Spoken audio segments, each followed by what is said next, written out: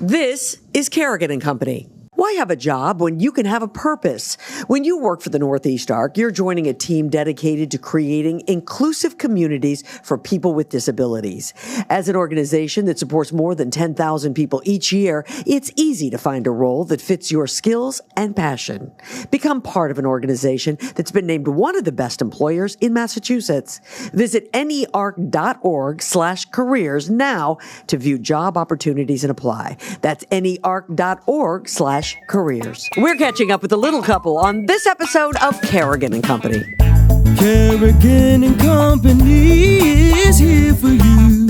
Yes, Kerrigan and Company is here for you. Hi, everybody, and welcome to Kerrigan and Company. So good to have you with us for this episode. And I have been looking forward to this for months, I have to tell you, because keeping me company today is someone who was a guest by Zoom once before on the show.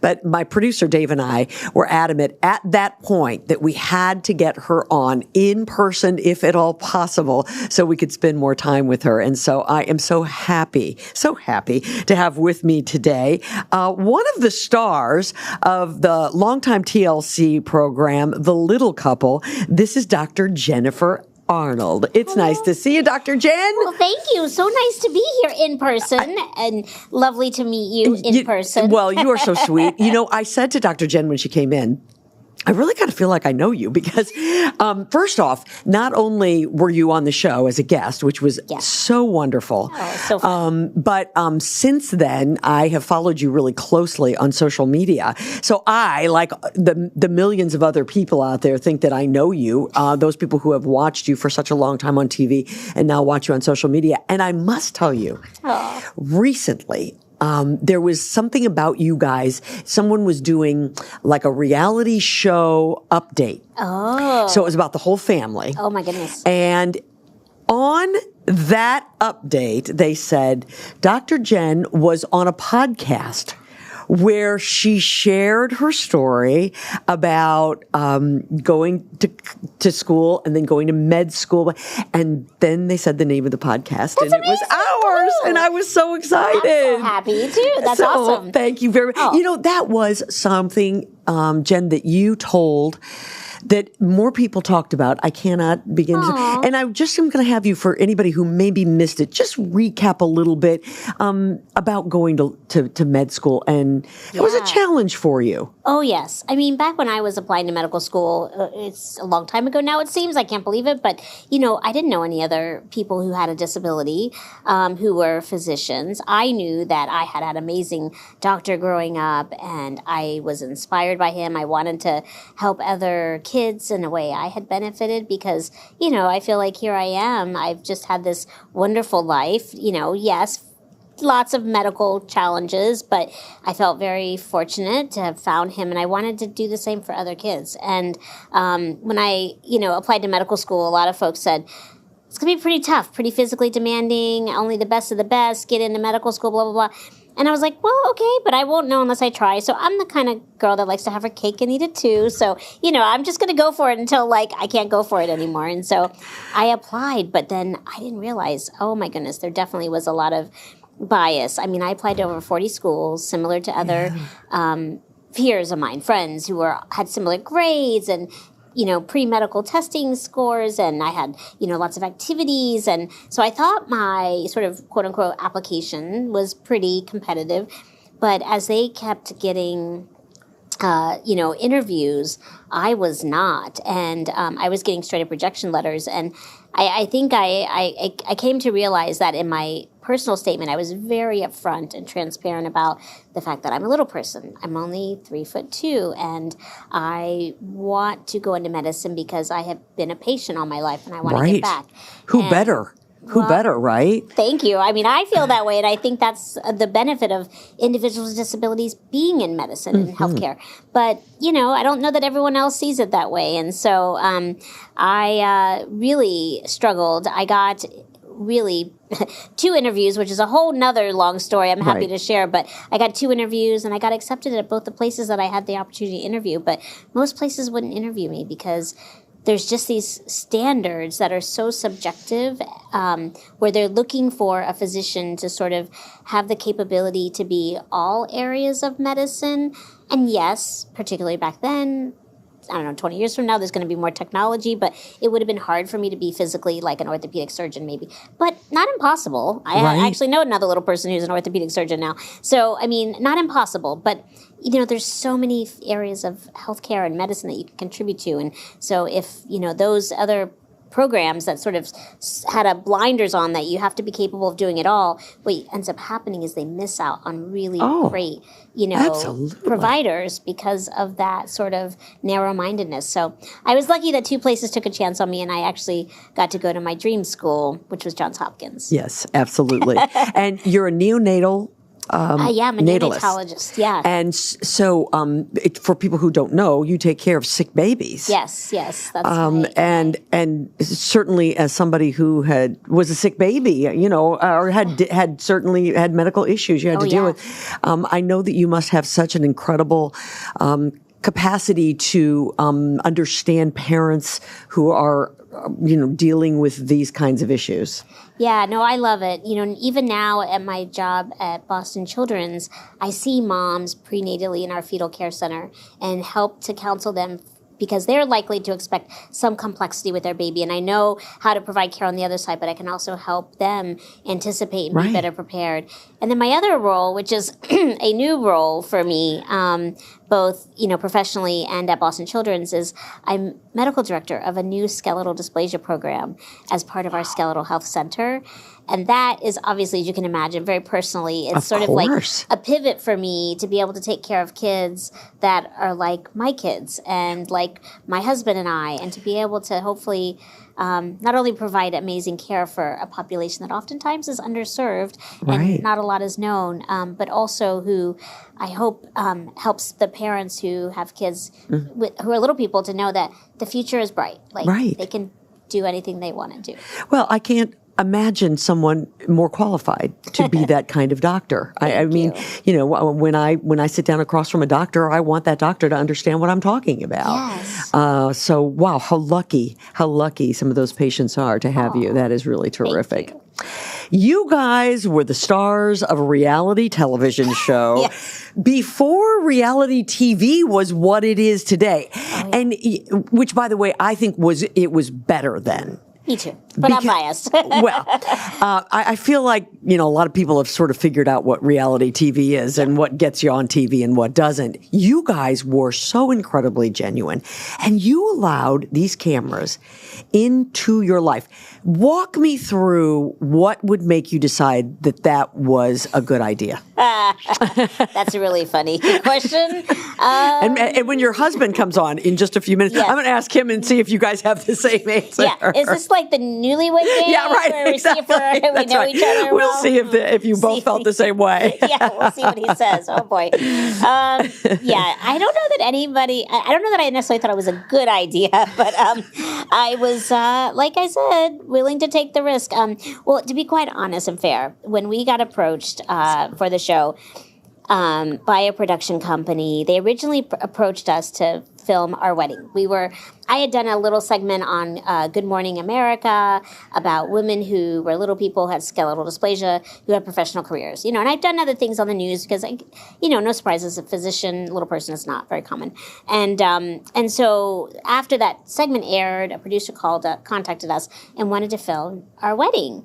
And I talked to them about it. I thought that's really interesting. And what I realized is they were looking for sensationalism, and probably was going to be a lot of work for me and not a lot of benefit. And what most people don't know about our wedding planning is that when Bill and I were planning our wedding, I actually didn't want a videographer. I only wanted a photographer because, not that I don't love memories, and in the end, I don't know. I almost regret not having an official videographer, but it's fine because his best friend took video for us. But in the end, I didn't want a videographer because I hate the sound of my voice. That's how much I hate the sound of my voice. I didn't want a videographer at our wedding. And then, lo and behold, a production company calls us and wants to film our wedding for, a TV show. And I said, we ended up turning them down. We said, thank you, but no thank you. And they said, well, we think you have a great story. Can we keep chatting? And I said, sure. So we literally talked to them for a year. And then they came back to us and they said, we'd actually like to pitch a show, like a series, not a one-time thing on your lives. And I thought, well, that's going to be really boring, number one. But, I said, we'll think about it. Well, at that same time, I'm a shopper, so I was shopping at Bed Bath & Beyond, and a little girl came up to me. And she's probably about 7 or 8. She was really cute. And she said, oh, nice to meet you. She said, you're a little person like Little People, Big World. And at that time, Little People, Big World, which was another TLC show that started, it had just started. I think it was season 1. And I knew the family. Like, we know of the family, but I don't know them well. But I knew Matt, and I had heard about the show. I hadn't watched it yet. But what I was so impressed is that young girl learned a better term for little person and not the M word, which is something that up until that point, anyone who didn't know you, particularly kids, even adults, everyone, they'd be like, oh, look at the midget, right? Oh, you're a midget. Why are you so small? Yeah. This was it was just so reassuring and just such a pleasant You experience. saw something very positive come out of it immediately. Exactly. Yeah. And then I thought, gosh, maybe we should say yes to this. Maybe we should give this a try. So that's really what inspired us to say yes. Wow. Yeah, well, good for you. We'll see what Bill says. There's another half. You know what? That is so fantastic that would be the reason, because you were looking for, trying to show people the way, sort of a positive, something good. Right, be positive role models, which is so fantastic.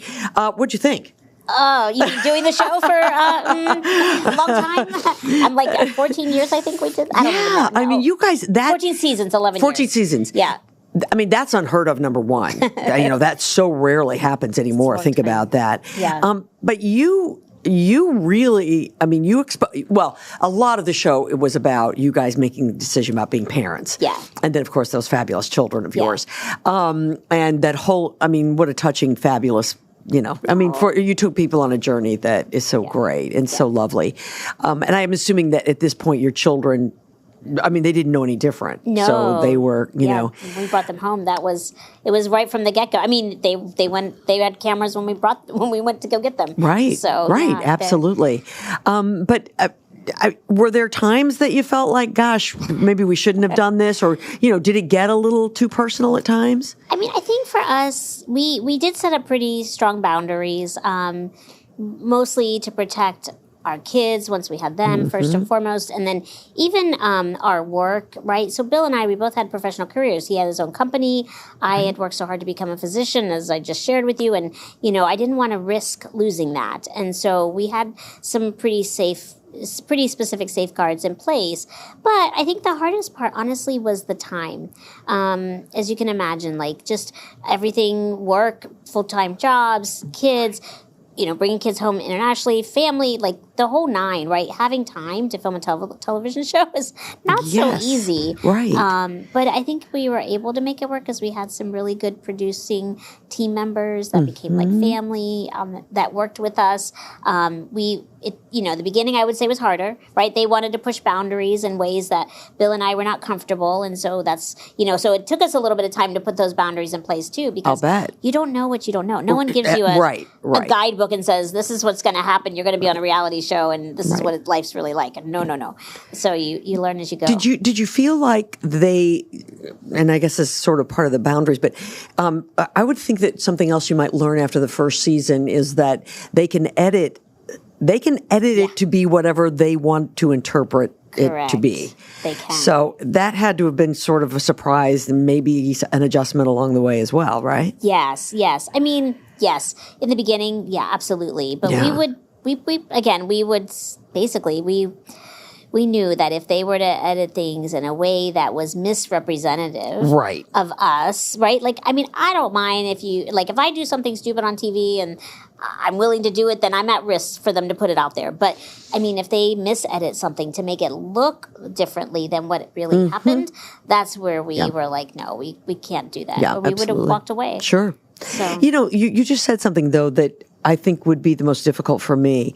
And that's that you did have to be aware of the fact that camera was rolling all the time. Yeah. Because, again, if it's something you really don't want to be out there, then don't do it. Exactly. Yeah. You can ask this question of Bill, but he always would give advice to either friends or family that were coming on the show, and they would say, "So how do I make sure I don't look stupid or say something inappropriate on television?" And he would say, "Well, just don't do those things, Just and don't do it. You'll be fine." Yeah, absolutely. Yeah. You know, I worked on television the majority of my life, and I would always, when I'd go out somewhere, I would always think to myself, if you don't want someone to repeat this, or that you don't want a picture of this being taken, then just don't go out. Exactly. Stay home. Keep that at home. Yeah. Right, exactly.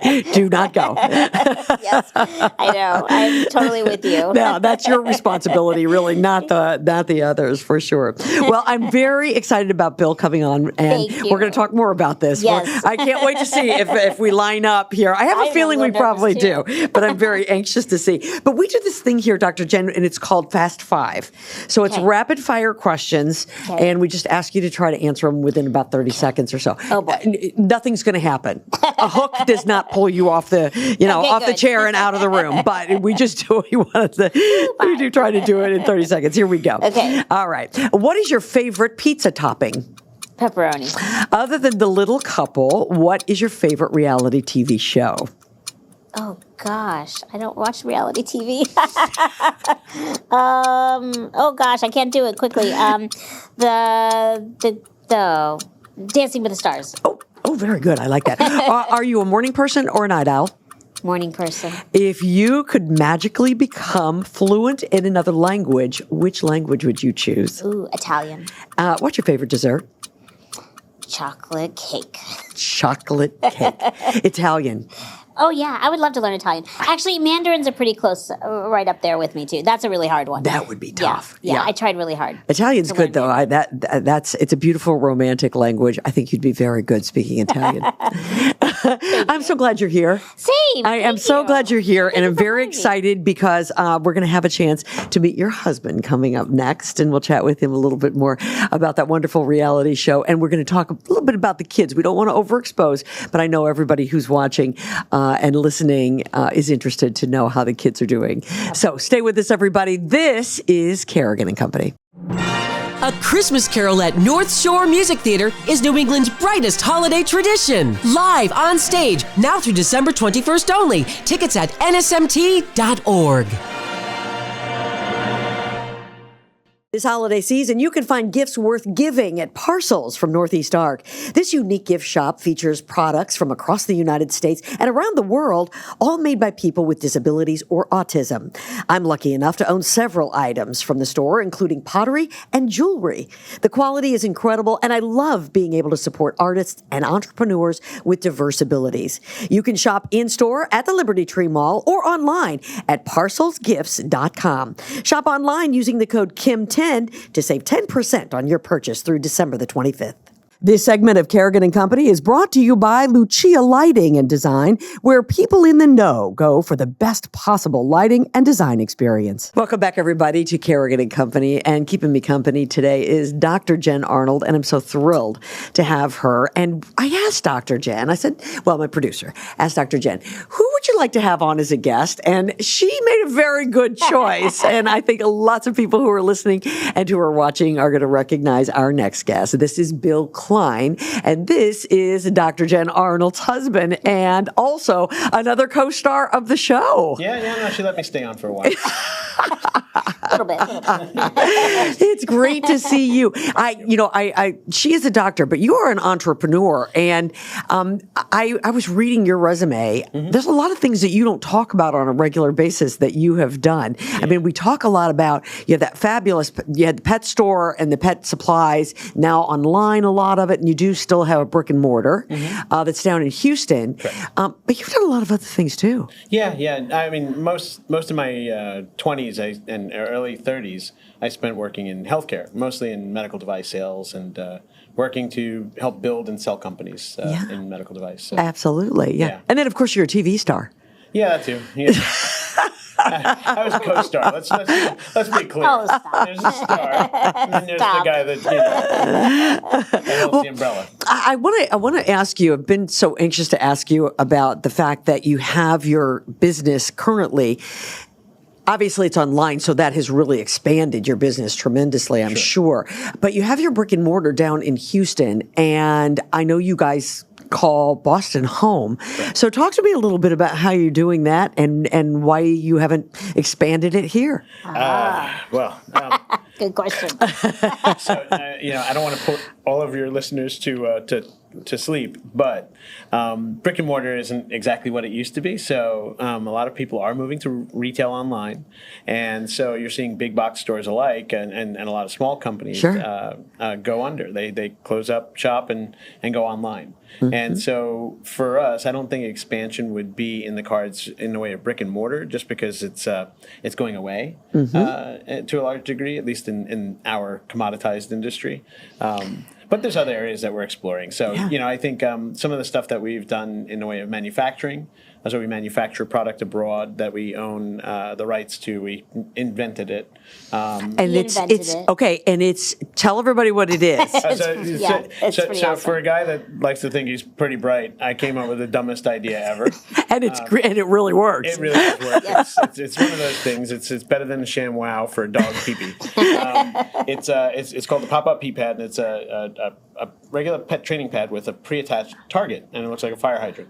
So when little dogs that lift their legs, male dogs, well, I mean, some just to be clear, she's a doctor. She knows these things. Yeah. This is a little outside of her space.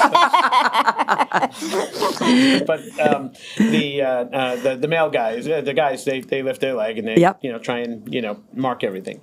So we gave them a new target. I used to do a lot of consulting work, and I'd be on the phone talking to GE or Siemens or some big company, and I had my little chihuahua peeing on the chair leg in my office, and I couldn't stop him because I'm on a call. Sure. So I eventually came up with an idea. I started putting pads underneath the chair leg. That was his favorite. That was kind of stupid, though. So we moved on, and then we came up with the idea. We patented it, and now we make it. It's fantastic. It works great for if you're an apartment, or like if I don't want to walk the dog late at night, or it's freezing in Boston. Yes, or dog has to stay home for a while and you don't have a dog walker or whatever it might be. Absolutely, absolutely. Isn't it amazing what people will spend on their pets? Oh, yes. Mm-hmm. I mean, I love that part. Yeah, and I'm sure you do. I think it's a great industry to be in. It's most people that walk into my store, they're smiling when they walk in the store, even if their day is going poorly.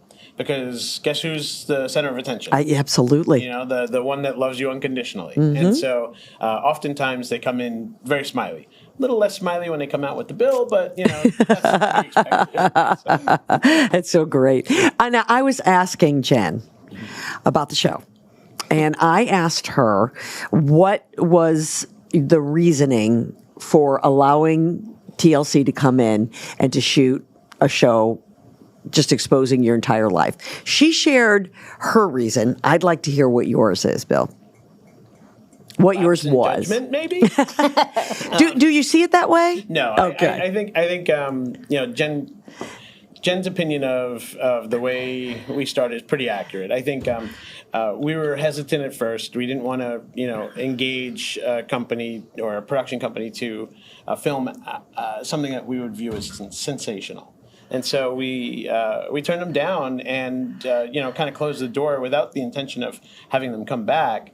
But when they did come back, we were able to kind of set it up where we encouraged them to look at a different way of filming a biopic on us. So when they came up with the idea of a series, we kind of said, well, why don't we rub it the other way and do something where it's more just us and stuff will always happen. Mm-hmm. And they didn't believe that at all. Most producers, are anxious about what you're going to actually talk about. Of course. So we had an executive producer for a very long time that was with us from the very beginning. And every year between, once we got a renewal, she would start talking about treatments and how are we going to build this season. And I would say, just relax. Right. Something horrible will happen or something great will happen. Yes. And we'll be there to film it. What Something do you think? unexpected. And she would doubt me all the time. We'd come up with filler ideas and why don't you, jump out of an airplane or something like that, which we never got to. But, drive a race car at Texas Motor Speedway. I got to do that. Did a few other crazy things. Yeah. A few TV things, if you will. TV Right. I understand that. I do. Those were things that could have been shelved just as easily because we had, either something monumental happening, good or bad. Yes. And both, those were evergreen things. right. Yes. And so we did more of the let you into our lives, which is why when Jen says something like, it's very difficult to find time to produce reality television when you have a life. Right. The only way we really could was to say, we're going to police ourselves a little bit. We'll police you guys a little bit, but we'll let you in and see what it's like to be a family of little people that are growing. And so I think it's that was really why we wanted to jump into it. Was we wanted to explain that you could do a bunch of different things. You know, you could be Matt and Amy. You could be Jen and Bill. You could be whomever else came after it. Sure, absolutely. And so I think that was our main goal, because for the most part, nobody knows. So, and this is a question for both of you. Did you feel like, because you 14 seasons, 11 years, and a lot of changes in your life, you know, in your personal life, did you feel like people's attitudes toward little people changed? Did you see a change from the beginning to when you were finished? And maybe the question is, you know, did you see people's attitudes change from before you were on television versus when you were? Yeah. I think so. I mean, Bill and I, we kind of talk about this occasionally, like, you know, did our show do any good to raise awareness and to help people forget that we're little people, right? And with the goal being that people realize, like, you're just like everybody else. You just happen to have this, you know, part of your life. And I think in some respects, I think I'm seeing some things go backwards a little bit over time, but overall, I will tell you, like I said, it started off at the beginning, you know, that term, just even the term little person, the fact that there is a dwarfism pride month, you know, that it's not large scale, but at least it's there. Yes. So I feel like, I think we have seen some changes and, you know, and I don't know if I can attribute any of that to our show, and there are other shows, you know, I think it's probably just all of it kind of working together, but I think a little bit for the better, for sure. Bill, what do you think? I think the best way to describe where we saw an impact was on the show itself. So to give you an idea, when we first started the show, it was called Little People Just Married, was the original idea. Actually, wasn't it Dwarves Just Married? Yes, it was Dwarves Just Married. Married. And we were like, well, you could cancel that right now. I don't like that at all. Yeah, No. So we got rid of that really quickly. Yeah, I think it's that like, was on a conference call. Would you say that about any demographic? Yeah. Right. Yeah. That was how I argued that one. Had ended pretty quickly. But the impact that we saw, I think, really was when we went from being two people that were short-statured and let's follow them around doing mindless stuff like going shopping at a supermarket, to Jen's going through cancer, Bill and Jen are adopting, they're going through infertility. They're doing a whole bunch of things that are much more relatable. Right. Now I'm more interested. So our ratings went from to boom. I'll bet. When people started to find something that they could relate to. So it wasn't really about voyeurism. It was about relatability. Yeah. And once we got rid of the stigma associated with me being so different, all of a sudden that door opened up, and now people were like, well, I've been through IVF. I went through cancer. I did this. I did that. All the feedback that we get now is just so positive from the perspective of people relate to something that we went through. Absolutely. Yeah. Well, because you're just a married couple who were dealing with all the issues that people have to deal with in life. You adopted the children while on TV, which is a tough thing to do, because exposing our kids, you know, it's one thing to expose ourselves, it's another to expose our kids. So I know that was probably a challenge for you guys to make those decisions. Tell me a little bit about how you and I talked about it already, but, you know, the kids, obviously, this is the only life they knew. But tell me about how they adjusted, and now, when they look back on that, what they think. Why don't you start off? How are the kids, by the way? I'm assuming they're well. They're good. Yeah. They're good. Yeah. Really well. That's they're great. Settling into the Metro West lifestyle pretty well. Great. It's colder Super. than usual, but Yeah, a little colder than. But Will loves the cold, apparently. Like, he's definitely a New Englander all the way. Good. Yeah, and they're like 15 and 14 or 4. Yeah. Okay. Okay. Super. Yeah. All right. So Will and Chloe. Zoe. And Zoe. I'm sorry, Zoe. Okay. Yeah, that's right. And tell me about how they've done. Yeah. With So it. no, the kids are doing great. You know, when we first brought Will home, he was 3, and when we brought Zoe home, she was 2. Yeah. They were brought home 6 months apart from each other, so it was a very busy 2013. Hey, yeah. And I got cancer. And then she was diagnosed with cancer. That was a very busy year. Right at Zoe's adoption. So the end of the year was pretty crazy. Yeah. We were doing chemo and, we shut down cameras to answer some of your questions. When we make decisions about the kids and television, it was strategic in both ways. Strategic in the things that we didn't want to be on TV. And strategic in the things that we did want to be on TV. Sure. So if we could exemplify things related to international adoption as being a good thing, then we'll do that. That was great. Sure. Yeah. And all of the folks in India and China, including all the way up to the top, and I mean the very top, were all okay with us filming, documenting our adoption journey in both of those countries. That's and you had to great. get permission to do all Yeah, that was a whole nother complexity, logistical complexity, but it worked out. Can I ask you, and I'm just asking you, what made you decide to international adoptions versus adoptions here in the States? It's easy. It's an easy Easy question? Yeah, you can answer it. Okay. Well, for us, we really were looking to adopt from anywhere, but we specifically wanted to adopt another little person. And there are many kids internationally that are, abandoned they become, unparented because of the situation that their parents are in and because of their disability. And so there are just so many kids with disabilities internationally that we knew that that's where we could have an impact, and we wanted to bring home a child.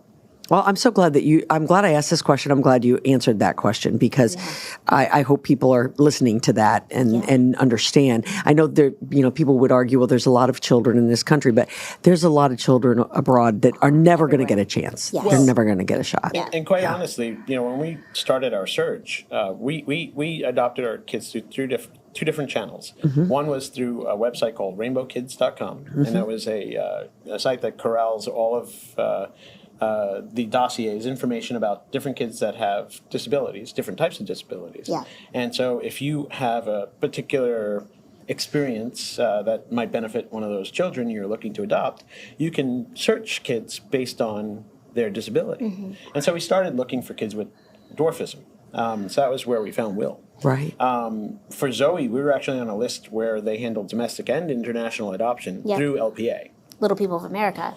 And so they're not an adoption agency, but again, different agencies, when they get a child who has dwarfism, they would contact the coordinator, Colleen, and she has a wait list. So when we first were dating. Yeah, we were engaged when we got on the list. Yeah. Oh, good for you. There was a child Wow. that came available from the U.S. who was a little person, and I was like, I always knew I wanted to adopt. Whether or not we also had a child biologically, great, but I wanted to adopt. And so I saw the posting of this little girl, and I was like, Bill, she's so cute. Let's just find out. I'm like, because now I'm like, we're engaged, right? We're in this, right? Right. Nothing's Right, changing. right, Like, are we ready? right. And he was like, you've lost your mind. So I reach out, and Colleen says, she's like, it's 5 to 6 years. If you want to adopt another little person, she's like, I suggest you put your name on the list now. You can always say no if at the time when your name is up, that's not the right time for you. Right. So we put our name on the list, and then Yeah, it was something like we were number 33 or something like that on the list. Yeah. And so it took till 2013. We got engaged in 2006. Yeah. So Married in 2008, and then so Yeah. it did. It was a while. Thank goodness you got on the list. I know. The way you did, and, and also a lot of people that are in the LPA community, of course, are more apt to adopt another little person as well. Yeah, So you have the same Sure. lived experience. Absolutely. Yeah. Absolutely. So again, let me ask you, the children now, what do they think? When they look back on it, what do they think? I think it's a mixed bag. Yeah, I bet. Sometimes they like it, sometimes maybe not. Yeah. They don't like the attention as much anymore. Yeah. Yeah, I think the good news is that we're pretty well behaved with what we put on camera.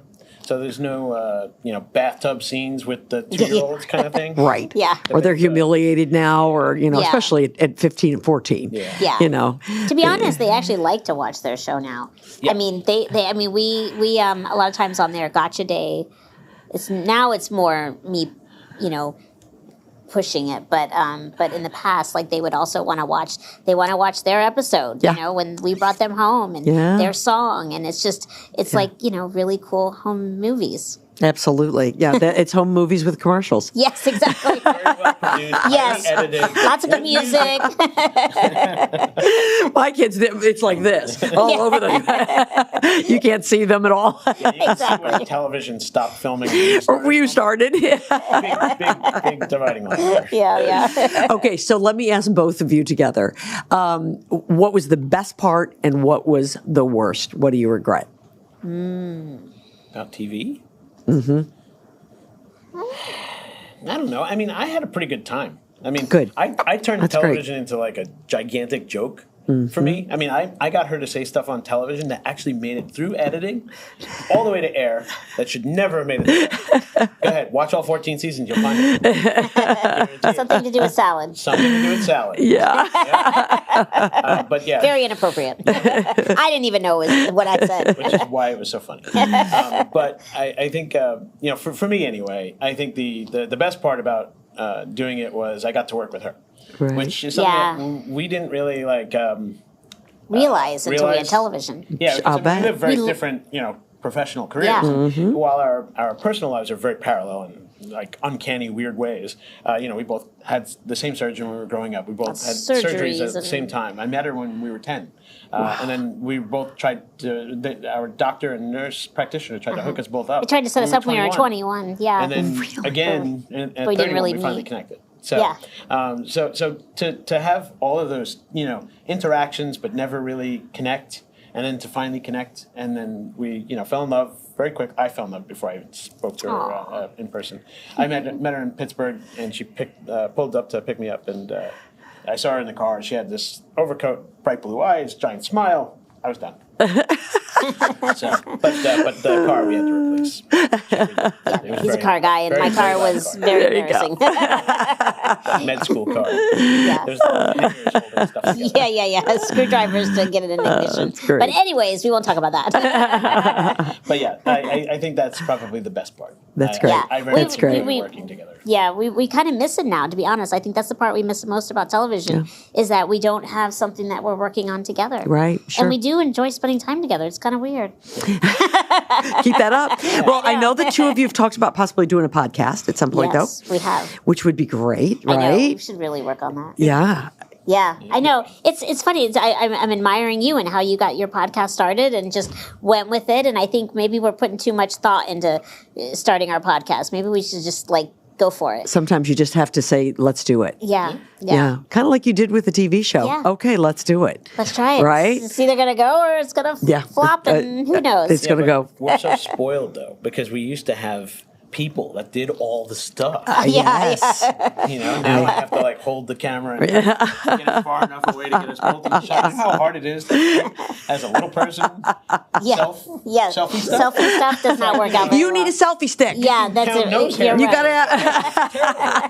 gotta. All right, now listen. Bill, my producer, who is the greatest and so observant, he called me and he said, I was following Bill on social media, and he has said something that I think would be a great segment for the show. Oh. So I'm going to leave it at that. And we're going to take a break. And when we come back, both of you are going to stay with us. Okay, Bill, you don't go. Okay. Bill's going to stay. Okay. And we're going to have a little surprise for Bill right here during the holidays. I think he's going to enjoy it. And I think you're going to enjoy it as well. So be sure you stay with us, everybody. This is Kerrigan and Company. The holidays are here. And if you're looking to brighten someone's day, I hope you'll consider some of the incredible lighting options at Lucia Lighting and Design for inside or outside the home. Get that special someone the perfect gift they want, but might not buy for themselves from Lucia Lighting and Design at 311 Western Avenue in Lynn. They have so much more than lighting, with several showrooms full of furniture, accessories, art, rugs, and fans. Gift certificates are a great option if you know your gift recipient will want to pick out their own pieces. Learn more at lucialighting.com. Are you ready for the holidays? There's no better way to enjoy them than with Rumsen's Coffee Nog. And it's so easy to make. In a cocktail shaker filled with ice, gently combine 1 ounce of Rumsen's coffee rum and 3 to 4 ounces of Hood Golden Eggnog or your favorite eggnog. Strain over light ice in a glass of your choice. Yum, yum, yummy. Ask for Rumsen's Rum at your local liquor store today. Rumsen's. Life lived. life enjoyed. This segment of Kerrigan and Company is brought to you by Bill Haney's North Shore Music Theater. Get your tickets to A Christmas Carol on stage December 4th through December the 21st at nsmt.org. All right, welcome back to Kerrigan and Company. And I am so excited because, first off, Dr. Jen Arnold is keeping me company. She's way over here on the end, and her husband, Bill Klein, is with us. So happy about that. Now, Bill and Jen are ice cream eaters. Bill, in particular, is a mint chocolate ice cream eater. Is that correct? This is true. Okay, so my producer saw you posting about it, and you said you just couldn't live without it. Yeah, pretty So he reaches out, and you love JP Licks. Correct. Oh, yeah. So he reaches out to JP Licks, and lo and behold, He went to the top. he did. That's awesome. The associate production manager is here with us, and this is Jonathan Vega, and it's so good to see you. Thank you for having me. Oh, I'm so glad that you're here. Oh, And thank you. You know, you were so kind because you said, not only will I come over and talk about ice cream, but I'm going to bring our holiday flavors. Yes. This it's amazing, and you are responsible for these flavors. I am. Which is so cool. It is. So first off, tell us a little bit about the history of JP Licks and you being there. Well, we've been open since 1981. Yep, I want to make sure that we can hear you in that Sorry. mic. That's okay. We've been open since 1981. Yeah. We're a staple in the community in Jamaica Plain. Right now, we have 16 locations across Boston. Oh, I didn't realize that. We have many. And me, myself, I started with the company when I was 17 years old. Wow. That's really cool. And Been a then long made time. your way through. Made And my way did through. You probably scooped ice cream first, right? Was I started off as a baker because we bake our own cookies and muffins and stuff there. So I started off as a baker. And then I seen the ice cream makers and I'm like, I kind of want to make some ice cream. And then one day started making ice cream and just worked my way up little by little. And I've been with the company now for almost 21 years. Wow. Wow. That's great. awesome. Yeah, that's awesome. Nobody's with a company for 21 Yeah. years, so that's really great. Okay, now I've got a question for you. When you're coming up with a flavor, Yes. I mean, are you in the back and you're putting these things together and you're tasting it first and you're, how do you do that? It's a little bit of everything. It's maybe sitting at dinner sometimes and seeing a dessert and being like, I think I can emulate that. Or it's walking to the grocery store and seeing a fruit that I've never seen. And I'm like, I'm going to buy that fruit and see what it tastes like. But the creating process of the job is the hardest because you sit there and I'll go through many batches and many different things. And then when you freeze an ice cream that you're testing, it takes the flavor away. So sometimes I never know what's going to come out until I actually freeze it for 24 hours and then get the final product. And then I'm just not happy again. Wow. I'm curious. Do you have taste testers that help you in that process? Yeah, so there's a Are you team. signing up? I know. I'm like There's a volunteering. There's a team of myself, the owner, and about 5 other individuals, and we do all the tasting. At the end of the day, the owner does approve any flavor that does come to the final board. And we have so many flavors. We have our standard, but then we have our holiday flavors, our monthly flavors, and Sports. sports. Yep. Yes. I hear you're the creator of the Celtics flavor. We do have a Celtics Pride flavor that will be out in the spring. What is that? It is, so I literally sat for about 5 months before I made this flavor. I literally had to sit there and I'm like, how can I make a good Celtics flavor? I'm like, well, we just won the championship, so I got to have gold in there somewhere. Yep. I'm like, nobody thought we could do it. There's going to be a lot of salty people out there, so I'm going to make a nice little salty flavor with a little hint of marshmallow and make it green. So I made the marshmallow green. And I just wanted something that everybody could enjoy. Young babies, old adults, just everybody. And I came up with the Celtics Pride, and it did well. It did well. That's so cool. Right? love My that. son loved it, but he's a Celtics fan, so Good. you had him at hello. So, Bill, you're the mint chocolate guy. I am. Okay, so what about their mint chocolate is it that you like so much? Because mint chocolate you could maybe get anywhere, right? You can, and I've strayed, but JP Licks has mint chocolate ice cream that isn't it's not overbearingly sweet or overbearingly minty. Right. It's perfect. Good. And so that's why I like it. It's sometimes you eat a mint chocolate ice cream and it tastes like toothpaste. Yes. And that's too pepperminty Yeah. or whatever. Not cool. You know what's the main ingredient to that? It's Love. made with love. See, I got you. I beat you to the point. Man. You did. I You could did. taste it in there. Good. You are a marketer. I love this guy.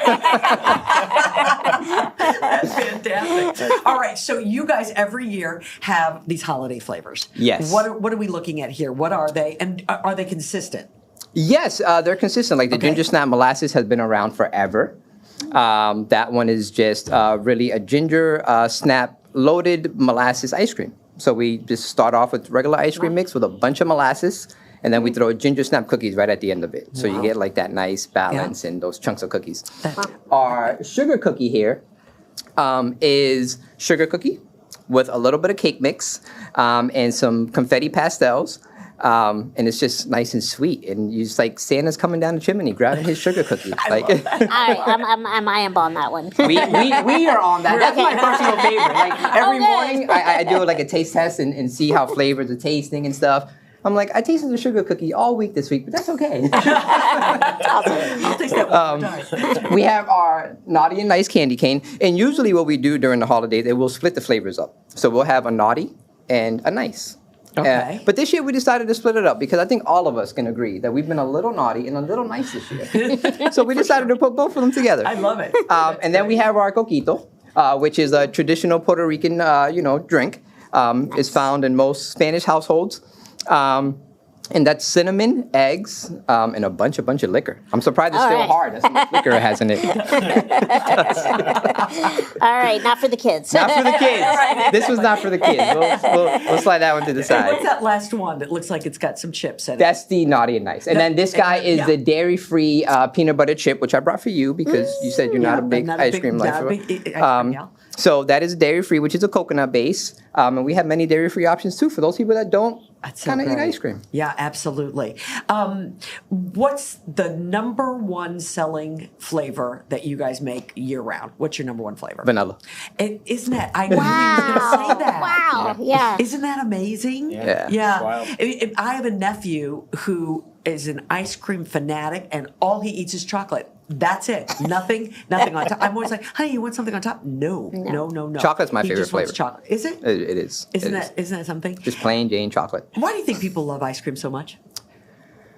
Because it brings people together. Yeah. The smiles. I'll have a customer come in, and sometimes they're just having a bad day. You can see it in their face, right? And then they get that ice cream, they take that bite, and it just perks them right up. Yeah. And it's just like that comfort food that you can just have if you're having a bad day, or even the weather right now. Have a little ginger snap molasses. It'll make you warm. Yeah, I think that's so true. I like it because it doesn't give me a food baby after I eat too much of it. Because it all melts down. Yes, it melts. So have you had our fraps? No. You got to have a mint cookies and cream frap. All right. So I'll be in Wellesley. Extra thick. I'll stop by Wellesley. No I big love deal. that extra thick. Yes. You told him Jonathan sent you. I Yes. think you're gonna Yeah, trust me, I'm gonna get You I'm guys. gonna get a picture. And Since he loves JP Lake so much, we're gonna schedule a tour. You guys are gonna do a tour. Get the kids. Oh my gosh. And we'll do a awesome. whole That'd tour be a blast. facility. Oh, that'd be Of so course, fun. of course. I We're do in. think there's so much to be said, though, about the idea, like you said, it brings people together. I mean, ice cream in the summer. Is there anything better on a Sunday night? Oh, You yeah. got to go have ice cream, Yep. and everybody goes, or on any day. I mean, for us at my house, it was always Sunday afternoon. Good. Everybody went and Good tradition. had ice cream. Yeah, absolutely, and it's great. So ice cream is a good thing, and I know you guys have said your kids are fans. And I have a JP Licks question though. Of course. The cookies and cream, my favorite flavor, actually, Yes. technically. Yes. It's in all the cakes. Is there something with the cookies and cream that I'm missing about the history of JP Licks? It's just crazy. popular. People love cookies and cream. Yeah, I'm with you. It's our second most selling flavor after vanilla. Okay. Yep, Good. yep. So we look around all the time and we're like, man, we are very heavily based on cookies and cream. Right. Yeah. Like we do so many things with it, and it just does so well. Like this year, we actually had a pumpkin cookies and cream. We had it. We had it. You had it, okay? Yes. And that was for the Dude, first time. This isn't just for show. No. we're really like diehard I'm ice cream. diabetic because of you. My doctor, I'm slightly high on my cholesterol because of all the tasting. My doctor's like, how are you so thin and so young and your cholesterol so high? Like, I don't get it. Work problem.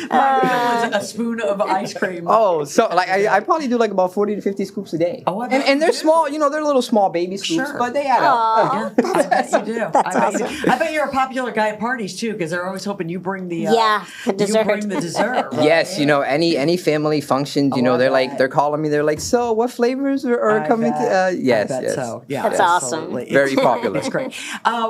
Have you? I had no idea you had so many locations. Have you expanded yourself to as far as they're going, or what do you anticipate? The future will tell. Yeah. It's always so hard. We always we never want to lose that home-based community love of Right. expanding too much or going too far, because then it's not at arm's reach. Right now, when there's an issue, I can drive to a store, I can come do this, and it be a homey thing. Yeah. We don't want to be too big where it's like that love is lost. Right. Yeah. Now, your hometown, you got to stay, the hometown ice cream, that is Yes, for sure. yes. All right, so if it'd be okay with you guys, let's take a break. And when we Okay. come back, we're going to wrap things up, but we'll wrap things up with a little taster test. I love it. And we'll see what we think. The best way to wrap it up. Yeah, I think it's a perfect way. So stay with us, everybody. This is Kerrigan and Company. A Christmas Carol at North Shore Music Theater is New England's brightest holiday tradition. Live on stage, now through December 21st only. Tickets at nsmt.org. There's nothing like all of the holiday parties and gatherings at this time of year. And of course, I want to look my best, and I know you do too. My friends at Sienna Aesthetic Medical Spa can make sure that happens. Now, through the end of the year, they're extending their Black Friday specials. That means you could enjoy 20% off hydrofacials and microneedling packages. They're offering discounts on Botox and so much more. And if you're looking for the perfect gift, how about a gift card? Make an appointment today. Go to siennaesthetics.com. That's siennaesthetics.com. This segment of Kerrigan and Company is brought to you by Sienna Aesthetics Medical Spa. Take years off your face with the very latest technologies at Sienna Aesthetics in Beverly. Welcome back, everybody, to Kerrigan and Company. With us is Jonathan Vega from JP Licks, and he brought along ice cream flavors for the holiday season. They have these flavors available at all 16 locations, so be sure you check it out. So we all decided we'd try one of our favorites. So, Bill, you tried... The naughty and nice candy cane. And It's fantastic. it's both naughty and nice. Yeah, it's naughty and nice everywhere in between. Like him. And how about Don't you, read Jen? into that. Yeah, right. I got the cookies, the sugar cookie, right? Sugar cookie, yes. It's delicious. Yeah. I'm a cookie girl, so. It's so interesting that while we were in the break, Jonathan was telling us that, depending on what's in these ice creams, they melt faster. I mean, it Yes. really is chemistry. Oh, it is. It is. The more sugar, the more coffee, the more liquor. Just the freezing point is gone. Is gone. Yeah. Wow. Yeah. Well, I tried the ginger molasses, which you said is the oldest ice cream, one of the older flavors that you Yes. guys make for the holidays. And I love it because it's not very sweet, and I like that about it. I got you to taste ice cream. Thank you. Yes, you did. Yes, you certainly did. And listen, it wasn't burdenous. I want you to know. Good, That's good, not the good. case. Now, Bill and I have both decided that we needed to sit at the opposite end of the table from one another because Bill's a sweet guy and I'm just not. So That's not how I phrased it. So I knew what you meant. who's the naughty and nice? Is Yes, this would be Yeah. naughty and that. I don't think so. It sounds I like think I'm I'd doing all the split that. naughty work. Yeah. This has been so much fun. Thank you. Thank you for so having me. much. And again, everybody get to JP Licks because really the ice cream is spectacular. Yes, and these flavors are only available for limited time. Okay. Our monthly flavors are only available between 4 to 6 weeks, and then they're gone. And then they're gone till next year. next year. Or never know. Right, they Never may not know. come back. Something new might come and Absolutely. kick it in the vault for a while. Yeah, absolutely. So be sure, awesome. be sure that you check it out. Thank you for being a part Thank of you the so show. much. Listen, you guys, this has been so much fun. Thank you. Dr. Jen and Bill, I can't tell you how much I've appreciated you guys being here. Oh, it's a pleasure to be here. Same. Thank We you had guys for all the such a great support. time. Yeah, of course. Absolutely. It's great to meet you. Like I said, we love this ice cream. It's what we eat almost every week in our house. Not almost. And if you missed the Thanksgiving flavors, I might have a little bit left in the bottom of. Yeah? Yeah. Yeah. The pumpkins. We have a couple of different pumpkins. The pumpkin. yeah. Did you get any wild turkey? No, we didn't. get Oh, we didn't wild try turkey. the wild turkey. The wild turkey was good. I think we had it in JP and Coolidge. Yeah, we're West U. Oh. Not West U. I mean- Wellesley. Metro West, yeah. Oh, okay, okay. Yeah, absolutely. Okay. Well, I'm Okay. glad that we had a chance to. Now you got to get back over. Right? You Yeah, gotta no. go for sure. We'll be back. Oh, yes, yes. yes. Well, we'll talk about doing a you flavor. You guys create a flavor. Oh, how Let cool would me that sit. be? Let me sit back for a minute. I don't want to read into what you put in there that represents me. And then Really salty Nutty. over here. we can go salty, nutty, colorful, whatever you want to do. Whatever you want to do. Nice. Perfect. I'll do it. Thanks, guys. Thank you. Oh, very much. thank you, Good to Kim, see for having guys. us. Thank This you is so very, fun. Very much. And This was thanks a blast. To every, it's been Thank a you. lot of fun. Thanks to everybody who's been watching and listening. We really appreciate it. Be sure, if you're watching on YouTube, that you subscribe and be sure you follow us on social. We will see you next time. Thanks, everybody, for listening to Kerrigan and Company. To find out who will keep me company and be my co-host on the next episode, be sure you follow us on Instagram, Facebook, X, and TikTok. Kerrigan and Company is recorded at the Big Night Studios at the TD Garden in Boston. You can view the podcast on YouTube and listen to it wherever you get your podcasts. Be sure you tell a friend. The executive producer of Kerrigan and Company is David Thompson, and our social media managers are Grace Kerrigan, Colby Thompson, and Riley Thompson. See you next time.